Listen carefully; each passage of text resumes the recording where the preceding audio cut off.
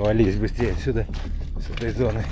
Неделю назад 2 человека насмерть разбились на этом водопаде. Нас предупреждали, что это плохая идея и что в сезон дождей здесь очень опасно. Все отменили, и мы застряли посреди гималайских. Наша альтернатива лишь одна – спуститься пешком через джунгли и узкие горные тропы до места, где хоть как-то может проехать машина.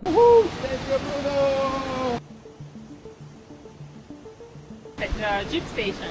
Oh yeah, Jeep station from this way. В этом видео мы оставили много необработанных кадров, чтобы вы могли увидеть и почувствовать то, что чувствовали мы, совершая наш побег из этих опасных гималайских гор.